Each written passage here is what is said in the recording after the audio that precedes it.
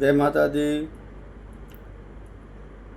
सभी लोगों को माँ का आशीर्वाद मिले, सभी स्वस्थ रहें, सभी मस्त रहें, सबको ईश्वर अच्छा रखे। इसी कामना के साथ मैं माता रानी से प्रार्थना करूँगा कि सभी लोग अच्छे रहें, सभी लोग खुश रहें, अपने में मस्त रहें। आप जानते हैं कि आपके अंदर एक हवा की शक्ति चलती है, और जिस दिन वो हवा निकल जाएगी उस दिन आप की शरीर निर्जीव हो जाएगी। हवा को किसी ने देखा नहीं है, महसूस किया है। हवा आपको धकेल देगी, हवा आपको गिरा देगी, लेकिन हवा को आप रोक नहीं सकते। तो हमारे अंदर, आपके अंदर भी ईश्वर ने उसी हवा को प्रवेश किया है। अब आप सोचिए, आप भी एक इंसान हैं, आप भी एक मानव हैं, आप भी समझदार हैं, आप भी समझते हैं। आप ज्ञान पाने के लिए बाबाओं के पास जाते हैं, बाबा आपको बताते हैं कि आपका ऐसे कल्याण होगा। आपके अंदर भूत, आपके परिवार में पितृदोष है, प्रेत बाधा है। कुछ लोग दावा करते हैं मैं प्रेत को जला दूंगा, लेकिन प्रेत जलता नहीं है। आप तो जानते हैं आत्मा हमारी जड़ होती है। हवा कभी जलती है? हवा तो अग्नि को जला देगी, बिना हवा के अग्नि जलेगी ही नहीं। तो ये दावा जो है उनका, जो लोग कहते हैं कि मैं प्रेत को जला दूंगा, तो जला नहीं पाएंगे। जलाने की वो सोचें या करें तो भी ये असंभव ही काम है। इसलिए आपके अंदर भी ईश्वर ने वो शक्ति प्रदत्त किया है, जो ज्ञान आपको देते हैं। जैसे हिरन के पैर में कस्तूरी होती है, उसकी महक को पाने के लिए दर दर दौड़ता रहता है, लेकिन उसे ये स्वयं नहीं मालूम है कि मेरे ही शरीर में है। वैसे आपके शरीर में ईश्वर ने वो शक्ति प्रदान किया है। आप शिव की पूजा करें, विष्णु की पूजा करें, राम की पूजा करें, माता रानी की पूजा करें, किसी की भी पूजा करें, जो आपसे बनता हो ऐसे करें। ये कोई ज़रूरी नहीं उसकी बहुत बड़ी विधि है। आपको जितना ही ज्ञान है उतना ही करिए, लेकिन आप जिसके कहने से काम करते हैं, क्या वो वहाँ तक पहुँचा है? वो वहाँ तक पहुँच चुका है? स्वयं अपने आप को ईश्वर बन जाता है, स्वयं अपने आप को जो है ईश्वर का रूप बताने लगता है। हनुमान जी का रूप बताने लगता है।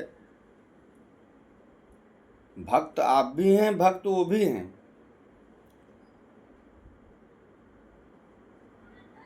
माया जाल में फंस करके इस संसार का ही जीवन है कि प्रकृति के साथ जैसे हो जाना, उसके अनुकूल बनना ही आपका जीवन है। Nature is the living of life. आप जो है प्रकृति के साथ छेड़ करोगे तो निश्चित आप उसका भुक्त भोगन पाओगे। आप सोचिए, अपने दिमाग से सोचिए, बाबा आपको कहते हैं इस प्रकार की प्रक्रिया करो, आपका कल्याण होगा। लेकिन मैं कहता हूँ कि कल्याण होगा आपका, वो अंदर आपके शक्ति है, आप कर सकते हो, लेकिन आप करना ही नहीं चाहते हो। आप दूसरे के अधीन होना चाहते हो। गुरु होता है हर चीज़ का। गुरु एक बार आपको ज्ञान दे दिया, आपको दीक्षा दे दिया, और आप ठान लीजिए कि हमें भी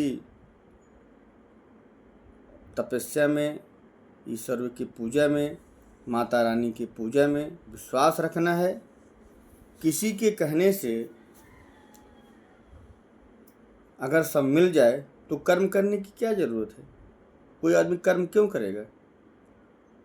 नहीं, विश्वास रखिए, अपने पर भरोसा रखिए।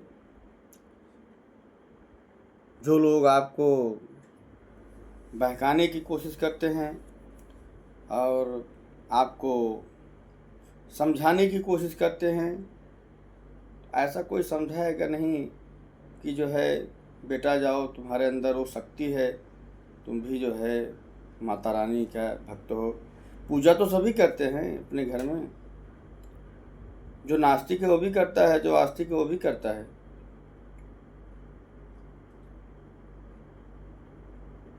तो आप समझदार हैं, इसके लिए मैं आपको कहूँगा कि जो है ऐसे विश्वास ना करें, अपने ऊपर विश्वास करें।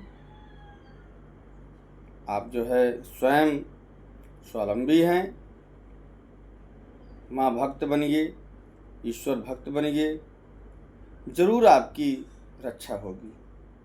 किसी के जो है, हाँ एक चीज़ होता है, किसी भी देव ईश्वर का एक निश्चित स्वयंभू स्थान होता है। जैसे माता रानी माँ विंध्यवासिनी हैं, उन्हें आदिशक्ति कहा जाता है। आदिशक्ति इसलिए कहा जाता है कि उनके सारे अंग, पूरी शरीर विंध्य पर्वत पर समाहित है। आदिशक्ति कोई है नहीं आज तक, अभी तक माँ के सिवा, माँ विंध्यवासिनी के सिवा कोई आदिशक्ति नहीं है। चाहे वैष्णो धाम हो, चाहे मैहर धाम हो, कोई किसी भी प्रकार का धाम हो, कहीं भी माँ का मंदिर हो, लेकिन माँ का आदिशक्ति रूप सिर्फ माँ विंध्यवासिनी का ही है। वो कल्याणकारी हैं, वो कल्याण करती भी हैं, लेकिन अब आपकी भक्ति कैसे है वो आप पर निर्भर करती है। माताएं और बहनें हमारी जो है रोज की तरह पूजा करती हैं, ऐसी बात नहीं है, लेकिन अपने पर विश्वास तब रूठता है जब वह परिस्थितियों के अनुकूल नहीं बल्कि विपरीत हो जाता है। तो सब सही है, सब माने, समय सबको जो है मजबूर करती है मानने को, और मानना ही पड़ेगा। घर में कलेश है, आपका जो है रोजगार नहीं चल रहा है, आपके धंधे नहीं चल रहे हैं, आपका सोचा मुताबिक काम नहीं हो रहा है, तो ये संभव नहीं है कि जो आप सोच लें वही होगा। नहीं, ये गलत बात है। कर्म पर विश्वास रखना पड़ेगा। कर्म करना आपका दायित्व है और फल देना उनका दायित्व है। फल देना उनका दायित्व है, क्योंकि फल वही दे सकते हैं। करनी का फल तो उन्हीं देते हैं ना, जो जैसा करता है।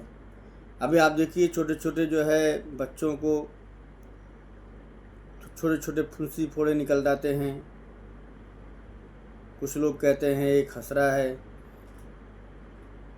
है, लेकिन बहुत पुराने समय में, पुराने ज़माने में ये सुना जाता था कि माँ जो है शरीर में प्रवेश कर जाती थी, लोग जो है पूजा पाठ करके शांति कर लेते थे।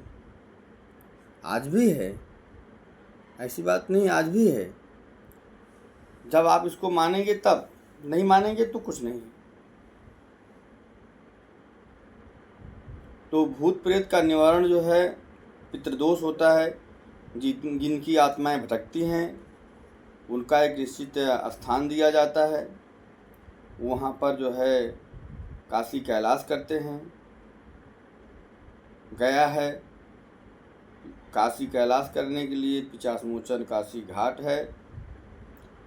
माँ गंगा जिसको सबको जो है पवित्र करती हैं, ऐसे स्थान पर हैं।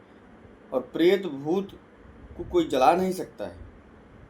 ग्रह, नक्षत्र को कोई बदल नहीं सकता है, वो होगा। हाँ, आपके तपस्या से, आपकी पूजा से, आपके कार्य करने से कम हो जाएगा। ये जो है सुझाव आप समझें और माने कि है कोई ऐसी शक्ति। हम ईश्वर में विश्वास बहुत करते हैं, माता रानी में बहुत विश्वास करते हैं, लेकिन विश्वास के साथ साथ आप अपने पर नहीं विश्वास करते। बाकी माता रानी के ऊपर तो विश्वास है। अब ऐसे तो कोई पा नहीं जाएगा। तपस्या तो सभी लोग करते हैं, पूजा सभी लोग करते हैं, लेकिन पूजा करने से मतलब ये नहीं है कि आपने प्राप्ति कर लिया। नहीं नहीं, आप अपनी वाणी को, अपने विचार को उनके सामने रख सकते हो। जो ये कोई ज़रूरी नहीं कि आप उसका मंत्र उच्चारण ही जानो, तभी माँ भगवती आपको मिलेंगी, तभी ईश्वर मिलेंगे। नहीं, आप मिलिए,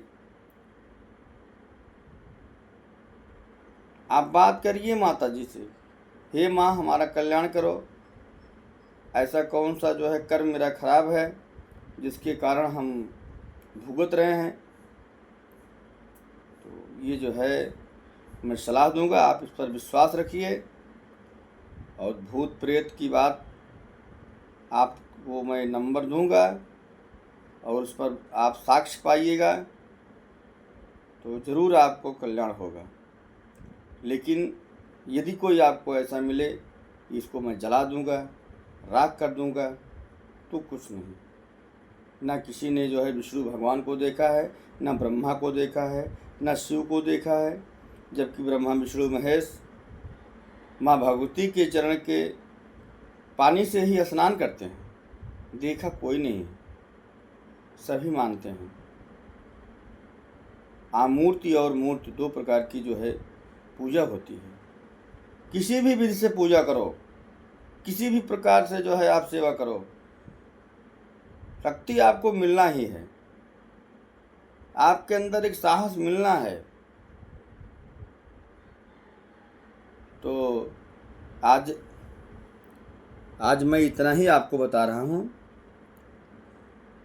उसके बाद मैं जो वीडियो डालूँगा उसको जो है आप प्रेत के बारे में डालूँगा कि प्रेत का निवारण कैसे होता है, और प्रेत जिसकी आत्माएं भटकती रहती हैं वो हमें कैसे परेशान करती हैं, हमारे काम में कैसे बाधा डालती हैं। जय माता दी। बहुत बहुत आप लोगों को माता जी का आशीर्वाद मिले। आप स्वस्थ रहें, आप मस्त रहें। जय माता दी।